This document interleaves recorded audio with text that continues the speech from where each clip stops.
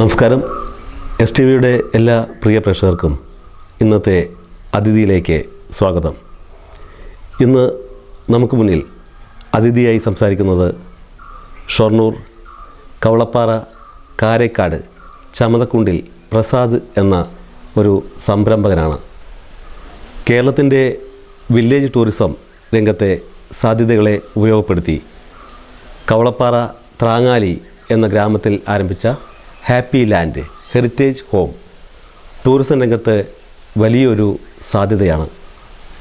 Happy land heritage ഹോമിൻ്റെ മുന്നിലിരുന്നാണ് ശ്രീ പ്രസാദ് അതിഥിയായി നമ്മോട് സംസാരിക്കുന്നത്. ശ്രീ പ്രസാദിൻ്റെ വാക്കുകളിലേക്ക് എല്ലാ പ്രേക്ഷകർക്കും സ്വാഗതം.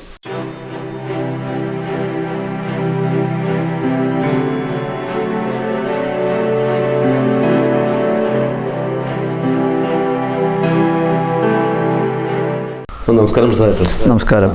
ഇന്നത്തെ അതിഥി എസ് ടി വിയുടെ അതിഥി എന്ന പ്രോഗ്രാമിൽ പ്രസാദേട്ടനാണ്. പ്രവാസ ജീവിതത്തിലെ 30 വർഷക്കാലം പ്രവാസ ജീവിതം നയിച്ച ഒരാളാണ്. ഇപ്പോൾ നാട്ടിൽ വന്നിട്ട് ഒരു സംരംഭകനായിട്ട് ഉള്ളൊരു തുടക്കം കാണും. അപ്പോൾ ആദ്യം തന്നെ ഈ happy land home stay heritage home അല്ലേ? അതെ. ഈ സംരംഭത്തിന് എല്ലാവിധ ആശംസകളും. മാത്രമല്ല പ്രേക്ഷകരോട് പറയാനുള്ളത്, നമ്മുടെ ഹാപ്പി ലാൻഡ് ഹെറിറ്റേജ് ഹോമിൻ്റെ മുന്നിലിരുന്നിട്ടാണ് നമ്മുടെ ഈ അതിഥി സംസാരം. അതേറെ സന്തോഷമാണ്.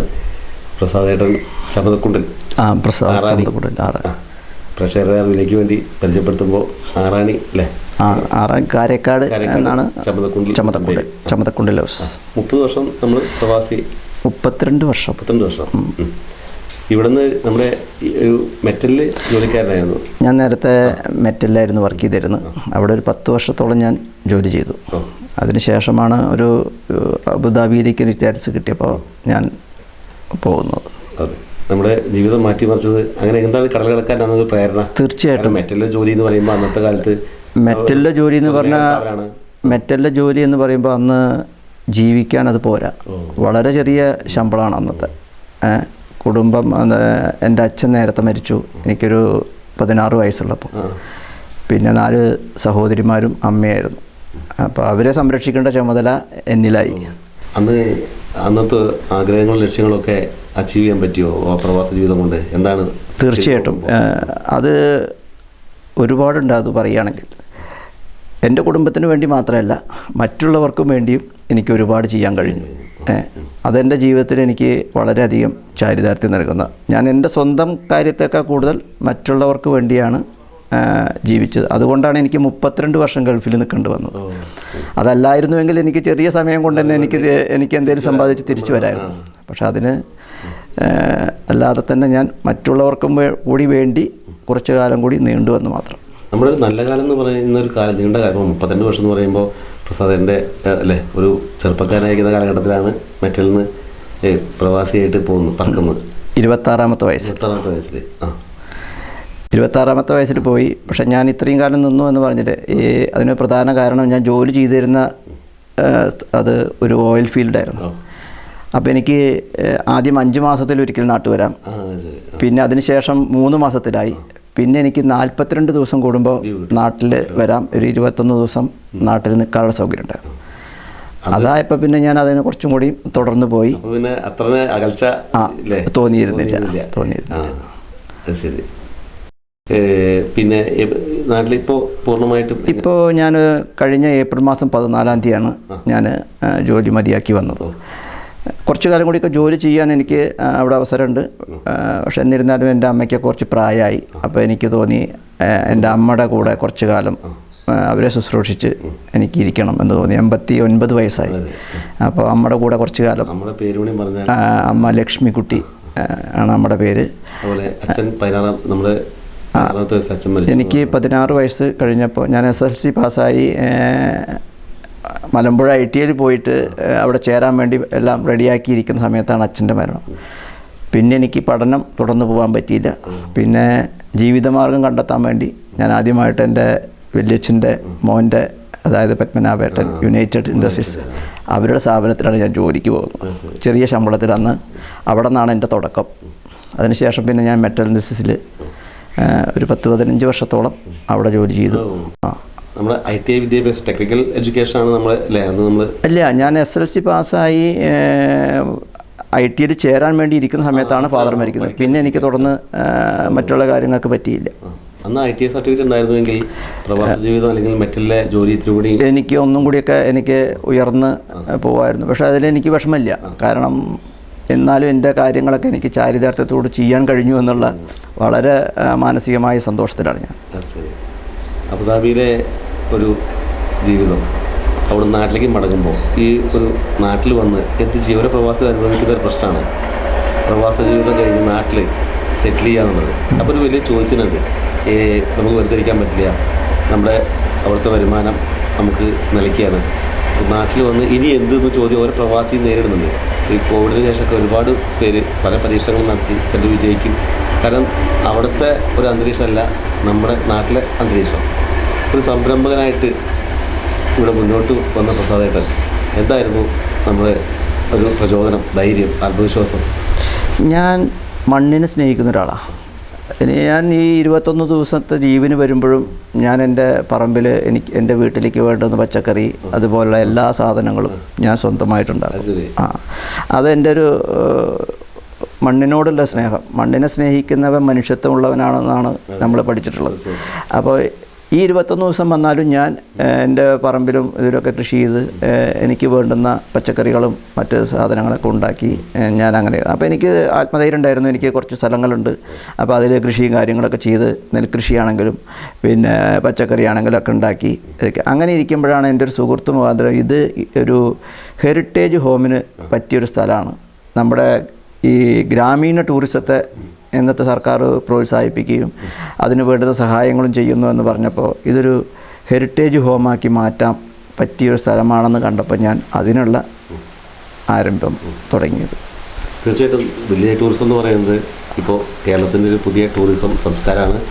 ഒരുപാട് ആഭ്യന്തര വിദേശ ടൂറിസ്റ്റുകളെ വരെ ആകർഷിക്കാൻ നമ്മുടെ സന്തോഷ് ജോർജ് കുളങ്ങര തന്നെ മുന്നോട്ട് വെച്ചൊരാശയം കേരളത്തിന് ഏറ്റവും സാധ്യതയുള്ളതാണ്. നമ്മുടെ ഗ്രാമങ്ങളുടെ സൗന്ദര്യത്തെ, ഗ്രാമങ്ങളുടെ വിശുദ്ധിയെ, നമ്മുടെ വയലിനെ, നമ്മുടെ നദികളെ, പച്ചപ്പിനെ, ശുദ്ധ വായുവിനെയൊക്കെ നമുക്ക് ഇത് ലോകത്തിന് മുമ്പിൽ പ്രദർശിപ്പിക്കാം, ടൂറിസ്റ്റുകളെ ആകർഷിക്കാം. അതിൻ്റെ ഏറ്റവും വലിയൊരു പരീക്ഷണമാണ് ഇപ്പോൾ പ്രസാദേട്ടൻ്റെ ഈ ഹാപ്പി ലാൻഡ് എന്ന് പറയുന്ന ഹെറിറ്റേജ് ഹോം.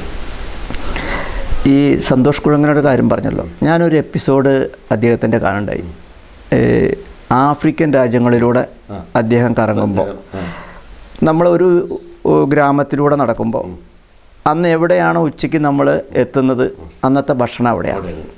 അന്നത്തെ ഭക്ഷണം അവിടെ നിന്ന് നമ്മൾ അവർക്ക് കൊടുക്കുന്ന ചെറിയ തുകയാണ് അവരുടെ ജീവിതമാർഗം. അപ്പോൾ ടൂറിസം എന്ന് പറയുന്നത് അവിടുത്തെ ടൂറിസം അവരുടെ ജീവിതമാർഗവും ഇതാണ്. അത് എന്നെ ശരിക്കും മനസ്സിൽ തട്ടിയൊരു കാര്യമാണ്. ഇത് നമ്മുടെ ഗ്രാമങ്ങളെ, നമ്മുടെ ഓരോ പ്രദേശങ്ങളും, പാലക്കാടെന്ന് പറഞ്ഞാൽ ഗ്രാമീണ ഭംഗി, മലയാള സിനിമയിലെ നല്ല സിനിമകൾ മുഴുവൻ നമ്മുടെ പാലക്കാടും ഷൊർണൂരും വെച്ചിട്ടെടുത്തിട്ടുള്ളതാണ്. അപ്പോൾ എൻ്റെ മനസ്സിൽ അങ്ങനെ ഒരു ആശയം, ഇത് ഗ്രാമങ്ങളിൽ ഇപ്പോൾ ഇവിടെ വരുന്ന ഒരാൾക്ക് ഇവിടെ ഞാൻ എൻ്റെ മനസ്സിലുള്ള ഒരു കാര്യം എന്താണെന്ന് വെച്ചാൽ ആവശ്യമുള്ള പച്ചക്കറി ഇവിടെ ഉണ്ടാക്കുക. ഇവിടെ ഒരു കുളമുണ്ട്, ആ കുളത്തിൽ മീൻ വളർത്തുന്നുണ്ട്, ആ മീൻ പിടിച്ച് കറി വയ്ക്കുക. അങ്ങനെ നമ്മുടെ ഒരു ഗ്രാമങ്ങളിലുള്ള അവർ വരുമ്പോൾ അവർക്ക് എന്താണോ വേണ്ടത് ആ ഒരു സൗകര്യം ചെയ്തു കൊടുക്കുക, ഒരു ഫാം ടൂറിസം പോലെ. അപ്പോൾ ഈ ഗ്രാമങ്ങളിൽ അതിനുള്ളൊരു സാഹചര്യം ഉണ്ട്. അത് നമ്മുടെ ഈ പ്രദേശം അതിന് പറ്റിയ അനുയോജ്യമായ ഒരു സ്ഥലമാണെന്ന് തോന്നിയപ്പോഴാണ് ഞാൻ അതിനെൻ്റെ ലാഭത്തേക്കാൾ കൂടുതൽ ഇതിനൊരു മേഖലയാക്കി മാറ്റുക എന്നുള്ളതാണ് എൻ്റെ, അതാണ് എൻ്റെ ലക്ഷ്യം. നമ്മുടെ ഇവിടെ നമ്മളിപ്പോൾ ഇതിൻ്റെ മുമ്പിലിരിക്കുമ്പോൾ നമുക്ക് നീണ്ടു വരന്ന് കിടക്കുന്ന പച്ചപ്പറ വയൽ കാഴ്ചകളുണ്ട്. ഒപ്പം തന്നെ നമ്മുടെ ഷൊർണൂർ കോയമ്പത്തൂർ പാലക്കാട് റെയിൽപാതയുടെ ഒരു തീരം ആണ്. തീവണ്ടികൾ കടന്നു പോകുന്ന കാഴ്ച വളരെ മനോഹരമായിട്ട് ഇവിടെ ഇരുന്ന് ആസ്വദിക്കാം. മാത്രമല്ല ഒരല്പം ദൂര ഇതുണ്ട്, അത് തൊട്ടടുത്ത് ഭാരതപ്പുഴ.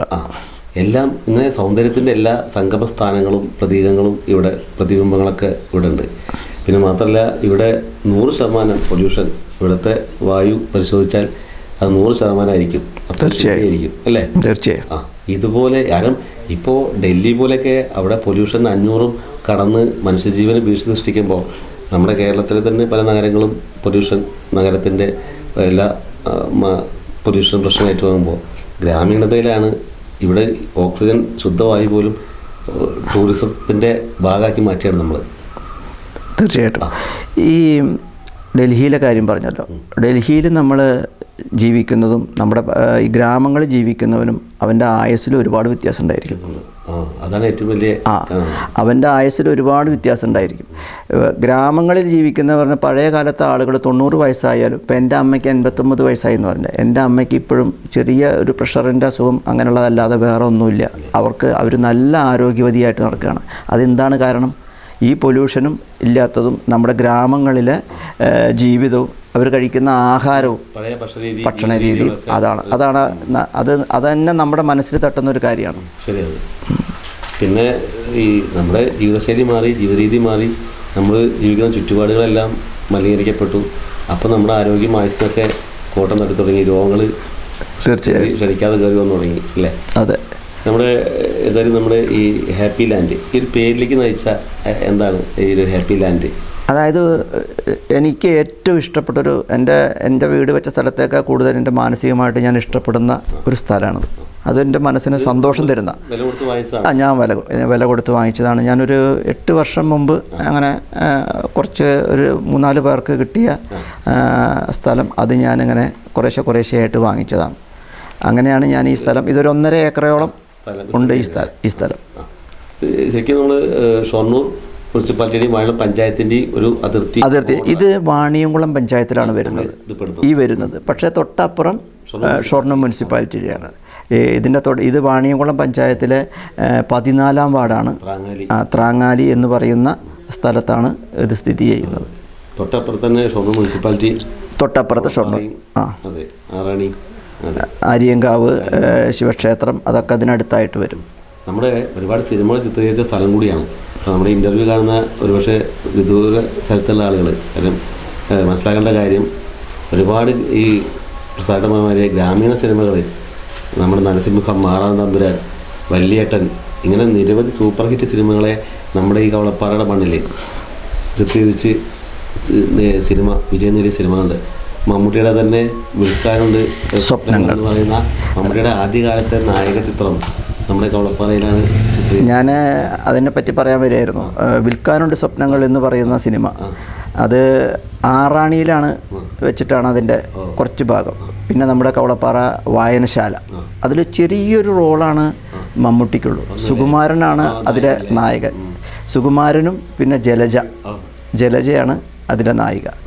അപ്പോൾ ഇന്നും എൻ്റെ ഓർമ്മയിൽ അത് വരുന്നുണ്ട്. മമ്മൂട്ടി ഒരു ഗൾഫിലേക്ക് പോകാൻ വേണ്ടിയിട്ടുള്ള ഒരു ചാൻസ് ചോദിക്കുന്ന ഒരു ചെറിയ സീനാണ് അദ്ദേഹത്തിനുള്ളൂ. ഇന്നിപ്പോൾ മമ്മൂട്ടി എന്ന് പറയുന്ന കലാകാരൻ ലോകം അറിയപ്പെടുന്ന തരത്തിലേക്ക് അയാൾ വളർന്നു. അതിനൊരു പ്രധാന കാരണം അയാൾ ആദ്യമൊക്കെ ഉള്ള സിനിമ ചിലപ്പോൾ കവളപ്പാറയിലായതുകൊണ്ടായിരിക്കാം അഭിനയിച്ചതേ, അതുകൊണ്ട് മാത്രമായിരിക്കാം. ഈ മണ്ണിൻ്റെ ഒരു ഐശ്വര്യം, അനുഗ്രഹവും, ഭാഗ്യം ഒരുപക്ഷെ മമ്മൂട്ടിക്ക് കിട്ടുകയും, മമ്മൂട്ടിക്ക് മാത്രമല്ല അതിനുശേഷമാണ് ഒരുപാട് സിനിമകൾ ഇവിടെ ഒരു ഭാഗ്യ ഭൂമിയാണ് എന്ന് പറഞ്ഞിട്ട് 500 പല സിനിമകൾ ചിത്രീകരിച്ചു. ഷാജി കൈലാസിന്റെ സിനിമ പോലും പിടിക്കുകയാണെങ്കിൽ ഒരു ഷോട്ട് പിടിക്കും. അതിന് കാരണം പറയുന്നത് കവളപ്പാറ സിനിമാക്കാരുടെ ഭാഗ്യസ്ഥലമാണെന്ന് പറയും. അതാണ് അതിന് കാരണം. പിന്നെ സിനിമയെക്കുറിച്ച് A to Z മലയാളി ഇവിടുത്തെ ഗ്രാമങ്ങളിലുള്ള ആളുകൾക്കറിയാം.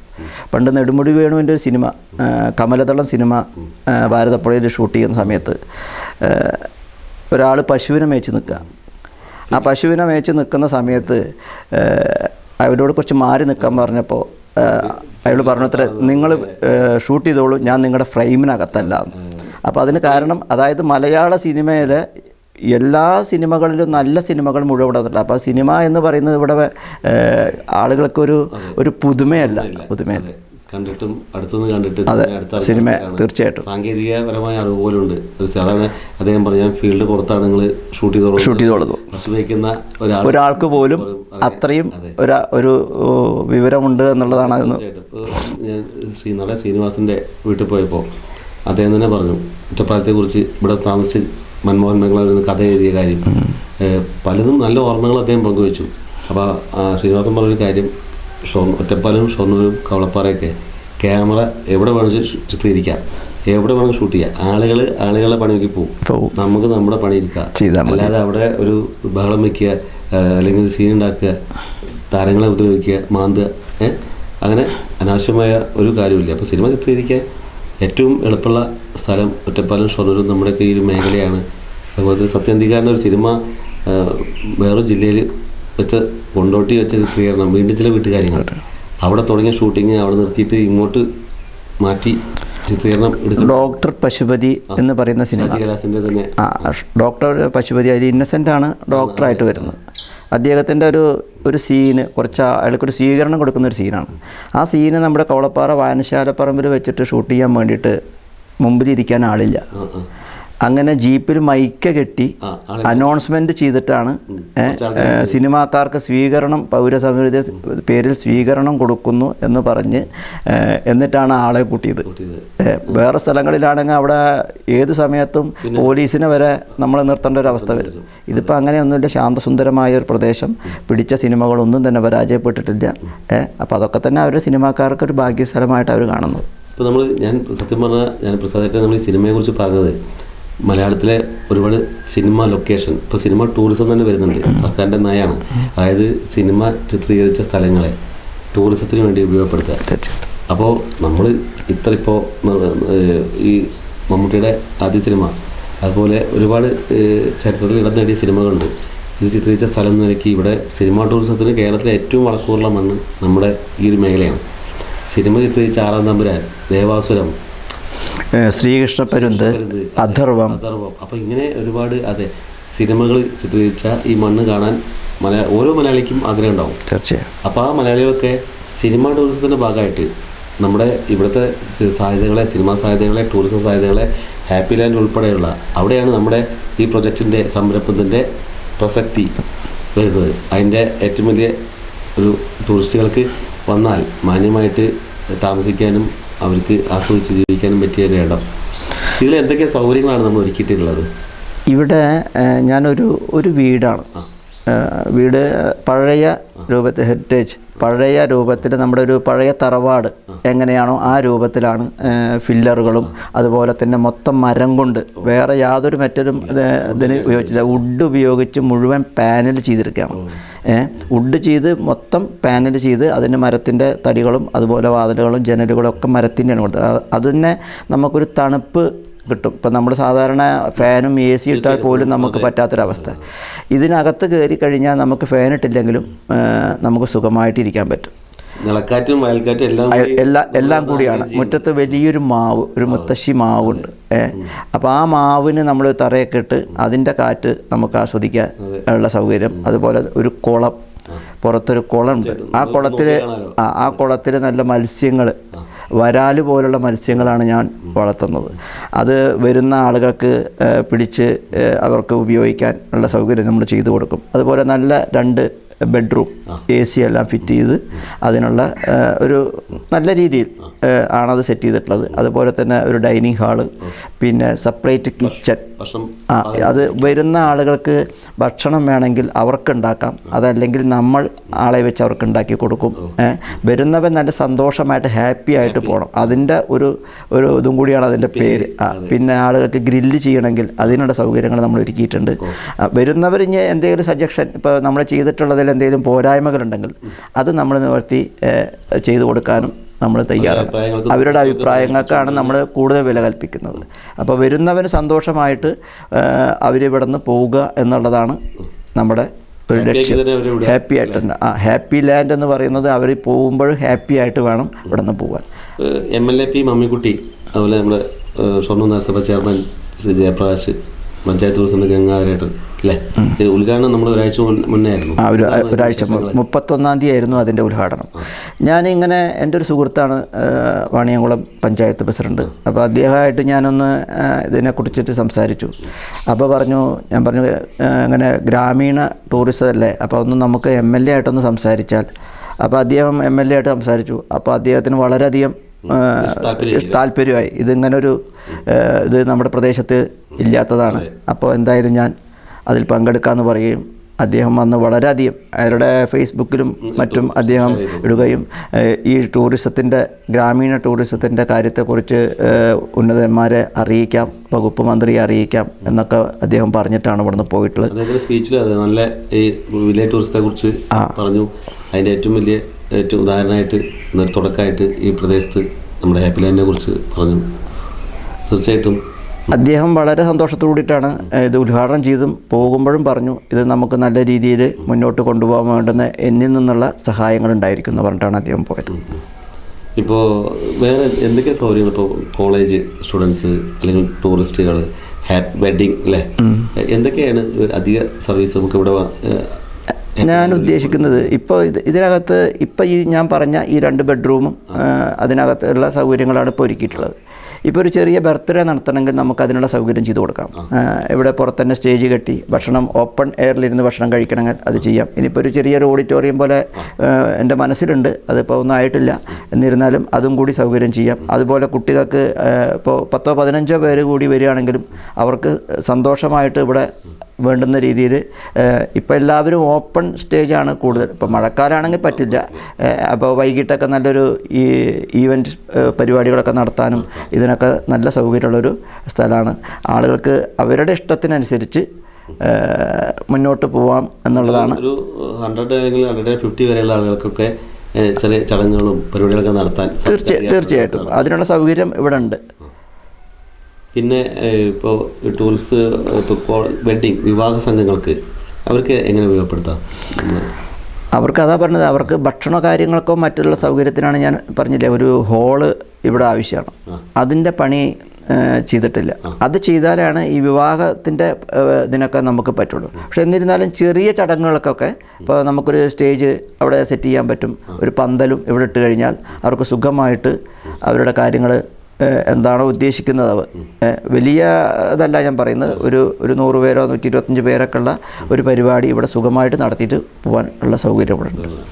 ഇനി നമ്മൾ സ്വപ്നം മുഴുവൻ ഇവിടെയാണ്.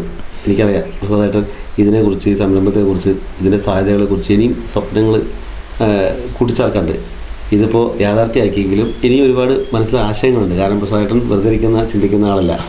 എന്തൊക്കെയാണ് ഇത് എവിടെ എത്തിക്കണം എന്നുള്ളതാണ് ശരിക്കൊരു ലക്ഷ്യം, സ്വപ്നം? ഇതിന് നമ്മുടെ നാട്ടിൽ മാത്രമല്ല, നമ്മുടെ ഗ്രാമങ്ങളിലുള്ളവരല്ല, നമ്മുടെ സംസ്ഥാനത്തുള്ളവരല്ല, അന്യ സംസ്ഥാനക്കാരും മറ്റു രാജ്യങ്ങളിൽ നിന്നുള്ള ആളുകളെ പോലും ആകർഷിക്കുന്ന തരത്തിൽ ഒരു വെറൈറ്റി ആയിട്ട് ഇതിനെ മുന്നോട്ട് കൊണ്ടുപോകണം എന്നാണ് ഉദ്ദേശിക്കുന്നത്. ഇപ്പം നമ്മുടെ ഈ സ്ഥലത്ത് നിന്ന് നേരെ നോക്കിയ കാണുന്ന പാടം, ആ പച്ചപ്പ്, നമുക്ക് ഇവിടെ ഉള്ളവർക്ക് അതിൻ്റെ സീരിയസ് അറിയില്ല. ഞാൻ ജോലി ചെയ്തിരുന്ന സമയത്ത് ഞാൻ പല രാജ്യക്കാരായിട്ട് ബന്ധപ്പെട്ടിട്ടുള്ളതാണ്.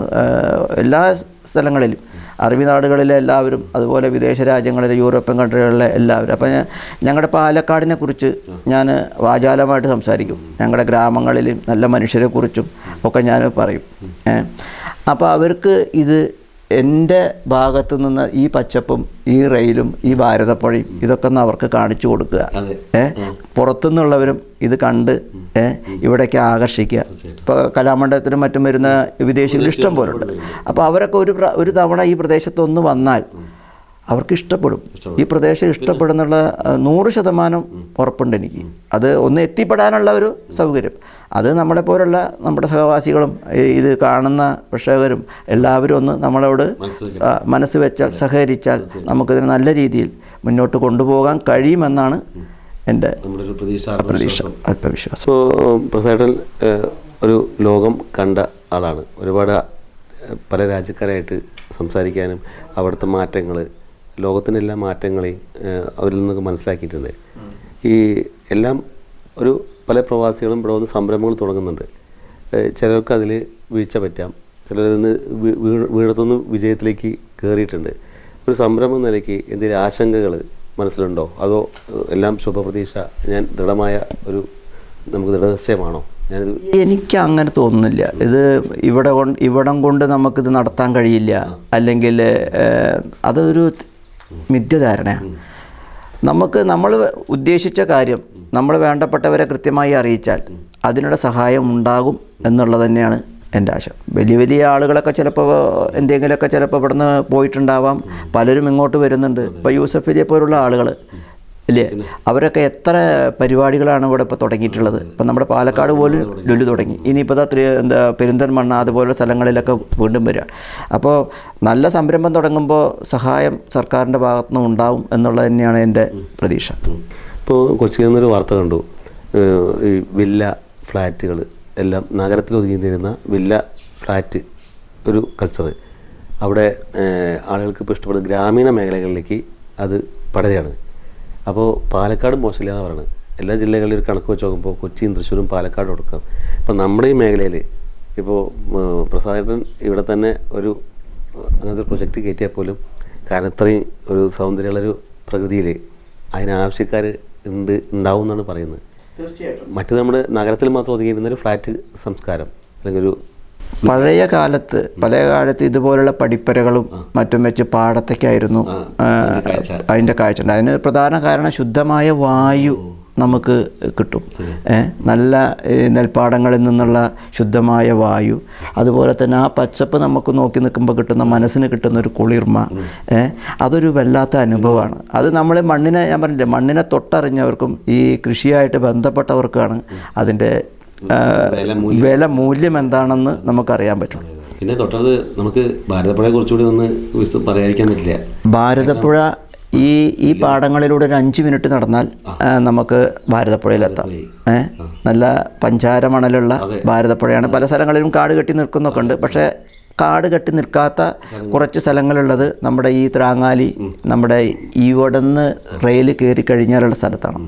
അപ്പോൾ ആളുകൾക്ക് ഇപ്പോൾ ദൂര സ്ഥലങ്ങളിൽ നിന്ന് വരുന്ന ആളുകൾക്ക് സായാഹ്നങ്ങളിൽ അവിടെ കുറച്ച് നേരം പോയിരുന്ന് സമയം ചെലവഴിക്കാനും അതുപോലെ തന്നെ ചൂണ്ടയിട്ട് മീൻ പിടിക്കാനുള്ള സൗകര്യം അവിടെ ആളുകൾക്ക് ചെയ്തു കൊടുക്കാം. അതിനൊക്കെയുള്ള സൗകര്യങ്ങൾ നമുക്കിവിടെ ഉണ്ട്. ഒരു പാലക്കാട് തൃശ്ശൂർ ജില്ലയുടെ അതിർത്തി പ്രദേശം കൂടിയാണ്. അതായത് നമ്മളെ ദൂരെയുള്ള പ്രേക്ഷകർക്ക് അറിയാൻ വേണ്ടിയിട്ട് 2 ജില്ലകളുടെ ഒരു സംഗമ ഭൂമി കൂടിയാണ് അല്ലേ. നമ്മുടെ ഭാരതപ്പുഴ കഴിഞ്ഞാൽ നേരെ തൃശ്ശൂർ ജില്ലയായി. കേരള കലാമണ്ഡലം ചെറുതുരുത്തി എന്ന് പറയുമ്പോൾ അറിയാത്തവരുണ്ടല്ലോ. ലോകത്തിൻ്റെ മൂലയിൽ പോലും അറിയപ്പെടുന്നതാണ് നമ്മുടെ ചെറുതുരുത്തി. കലയുടെ ഏറ്റവും വലിയ ഒരു സ്ഥിരാകേന്ദ്രമാണ്. അതെ, വിദേശികൾ ഇഷ്ടം പോലെ വരുന്നതാണ്. അപ്പോൾ അവിടേക്ക് എത്തുന്ന വിദേശികൾ വരെ നമ്മുടെ ഹാപ്പി ലാൻഡ് വന്ന് ഇവിടുത്തെ സന്തോഷം, ഇവിടുത്തെ സൗകര്യങ്ങൾ, ഈ പ്രകൃതി എല്ലാം ആനന്ദത്തോടുകൂടി കാണട്ടെ, ആസ്വദിക്കട്ടെ. അതുപോലെ തന്നെ പ്രസാദേട്ടൻ്റെ ഈ സംരംഭം തീർച്ചയായും വിജയിക്കേണ്ടത് പ്രസാദേട്ടൻ്റെ ആവശ്യമില്ല, ഈ നാടിൻ്റെ, കേരളത്തിൻ്റെ ആവശ്യമാണ്. ഇത്രയും ഗ്രാമീണ ടൂറിസം അല്ലാതെ പ്രസാദേട്ടൻ എന്ന് പറഞ്ഞു കഴിഞ്ഞാൽ അറിയാലോ, പ്രസാദേട്ടൻ തുടങ്ങി വെച്ചു. ഇത് വിജയിപ്പിക്കേണ്ടത് ഈ നാട്ടുകാരുടെ, നാടിൻ്റെ. കാരണം ഇത് ചുറ്റിപ്പറ്റി ഈ സംരംഭം വിജയിക്കുമ്പോൾ ഇതിൻ്റെ ഒരു ഗുണം ഈ പ്രദേശത്തിനുണ്ടാവും, ഈ പഞ്ചായത്തിനുണ്ടാവും അല്ലേ. അപ്പോൾ അത് ഞാൻ പറയുന്നത്, ഇത് പ്രസാദേട്ടൻ എന്ന വ്യക്തിക്ക് മാത്രം ഒതുങ്ങിക്കുന്നതല്ല ഈ സംരംഭം. ഇത് ഇപ്പോൾ ഞാൻ തന്നെ ഇത് ഫേസ്ബുക്കിൽ ഞാൻ ഷെയർ ചെയ്തപ്പോൾ എത്ര സന്തോഷത്തോടെ ആൾക്കാർ അത് സ്വീകരിച്ചറിയോ. പലരും ഷെയർ ചെയ്തു. അല്ലാതെ അത് വേറെ ആളുടെ പ്രൊജക്റ്റാണ് എന്ന് ഞങ്ങൾക്ക് അതിൽ പങ്കില്ല എന്നല്ല.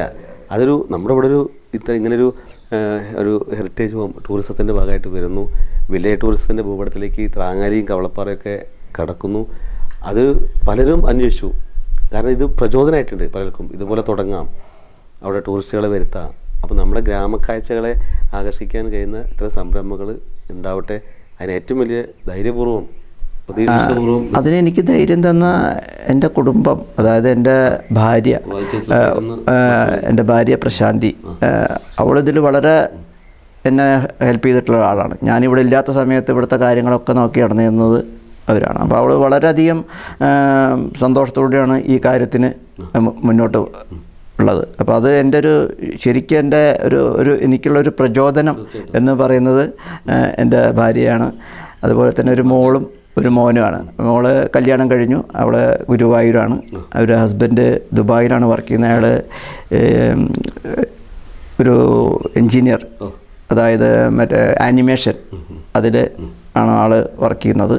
പിന്നെ മോൻ ഇവിടെ കവളപ്പാറ ഐക്കോൺസിലാണ് പഠിക്കുകയാണ്. ഇതിപ്പോൾ ലാസ്റ്റ് ഇയറാണ്.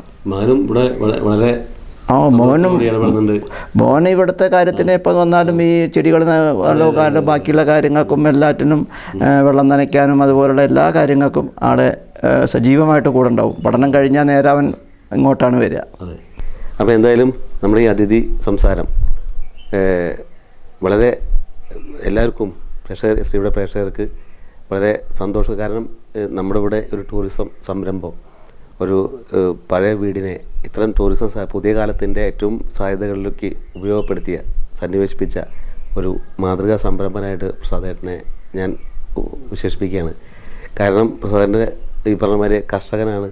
കർഷകൻ മനുഷ്യത്വം നന്മയും സ്നേഹമുള്ള ആളാണ് എന്ന് പറഞ്ഞ പ്രയോഗം ഞാൻ പ്രസാദേട്ടൻ്റെ പരിചയത്തിലൂടെ എനിക്ക് ബോധ്യപ്പെട്ട ആളും കൂടിയാണ്.